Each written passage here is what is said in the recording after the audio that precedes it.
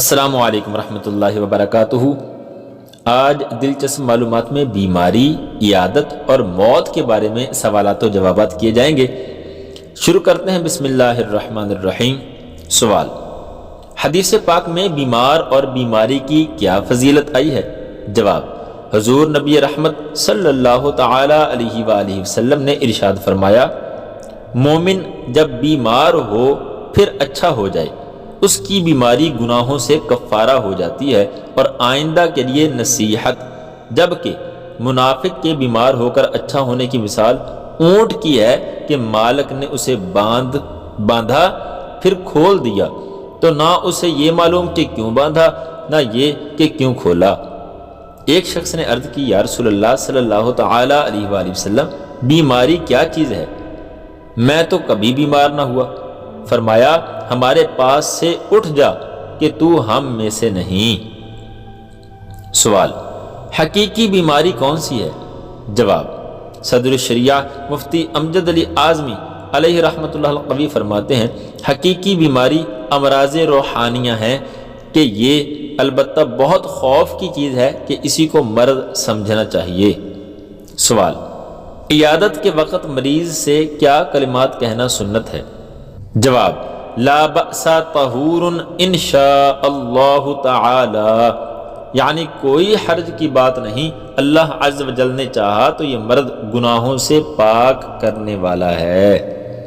سوال: مریض کے پاس بیٹھ کر کس طرح کی بات کرنی چاہیے؟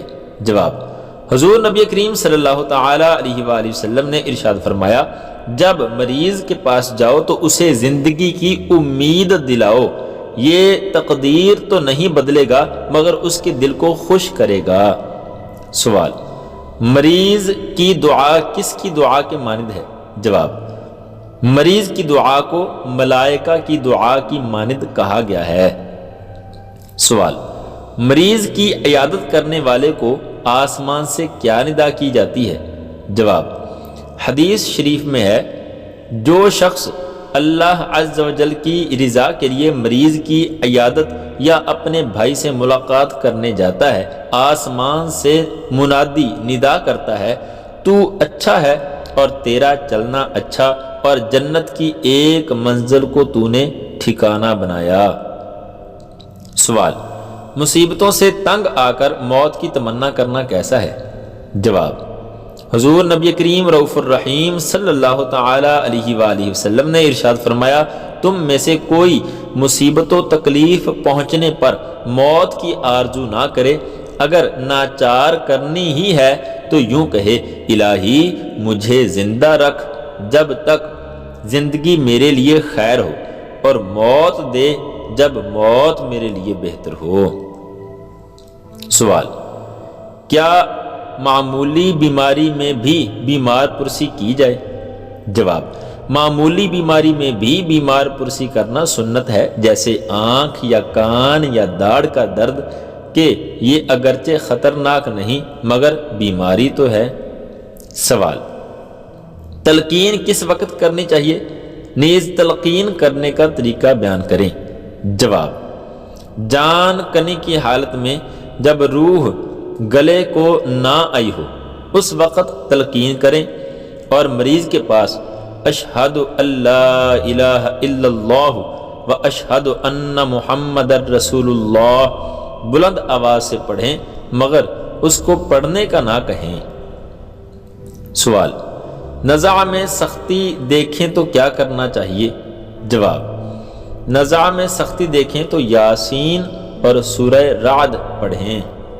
سوال: موت کی علامات پائے جانے پر مریض کو کیسے لٹایا جائے؟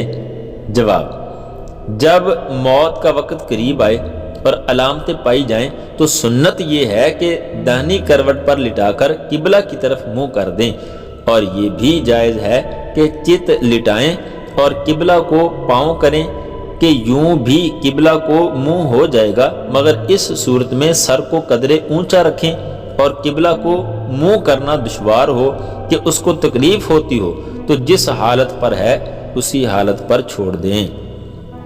سوال: کس چیز کو حدیث پاک میں قاطع لذات کہا گیا ہے؟ جواب: موت کو قاطعی لذات کہا گیا ہے۔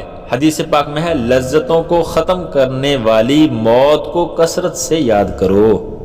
دوستو اگر آپ نئے ہیں تو چینل کو سبسکرائب کریں اور بیل آئیکن کو دبا دیں۔ شکریہ۔